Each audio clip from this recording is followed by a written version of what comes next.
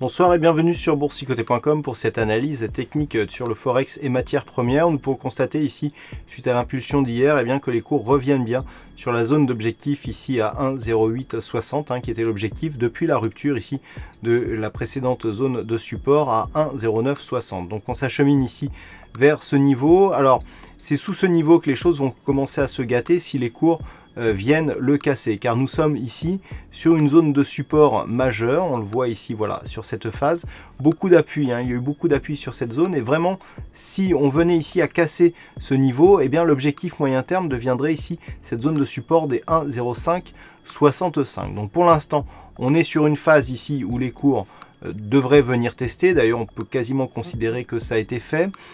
Du point de vue technique, donc on est dans une configuration ici où le stochastique est déjà en survente, pas encore le RSI, mais le MACD ici nous envoie un signal de retournement avec une forte amplitude. Donc un rebond technique est possible. Tant que ce rebond technique ici ne va pas dépasser la zone des 1,0960, on va rester dans un flux baissier court terme. Au-delà de cette zone, on pourra marquer donc un signal d'affaiblissement, mais tant que l'on reste sous 1,0960, il est toujours possible. On ne sait pas encore si c'est probable, mais il est toujours possible que les cours cassent ici cette zone des 1,0860 et continuent sur une dynamique qui reste baissière d'un point de vue court terme. Sur le dollar yen, nous avions un objectif ici à 106,40, ce qui avait été signalé donc depuis la rupture ici des 104. On a repris ici une bonne dynamique et donc cet objectif a été atteint. Alors par rapport justement à cette configuration, on voit que la rupture de cette zone ici de résistance qui avait donné lieu à une phase de neutralisation dans un premier temps, est en train de donner lieu ici à un retournement puisque le dollar yen ici est en train de s'orienter à la hausse avec ce nouveau plus haut significatif. Donc là, le test se fait sur cette précédente zone de point haut.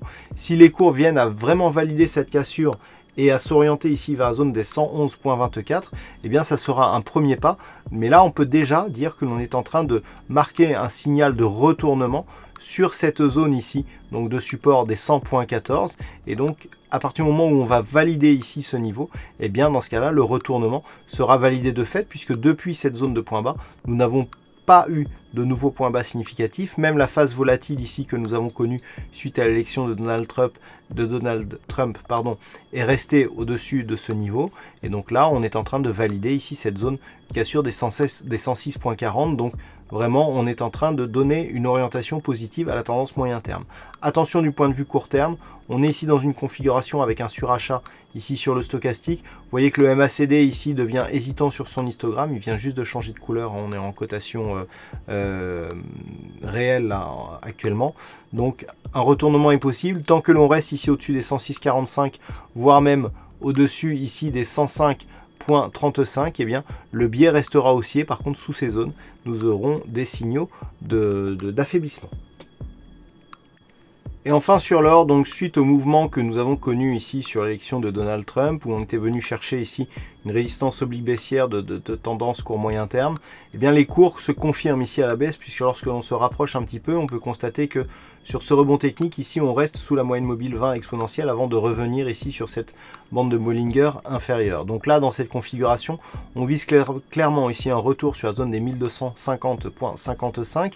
Et lorsque l'on s'écarte encore un petit peu plus, le fait ici d'avoir cassé cette zone des 1309,75, sur cette phase de volatilité, effectivement, on ne peut pas trop prendre en considération le fait que cette zone était cassée d'une manière agressive. On revient ici sur cette phase. Si on casse suite à cela la zone des 1250,55, on validera une poursuite du mouvement baissier en direction de la prochaine zone de support qui se situe, je le rappelle, à 1205,55 $ l'once. Voilà ce que l'on peut dire donc sur ces analyses techniques Forex et matières premières. Passez une bonne soirée, bonne chance dans vos prochains trades et on se retrouve très bientôt pour d'autres analyses techniques sur le site boursicoté.com.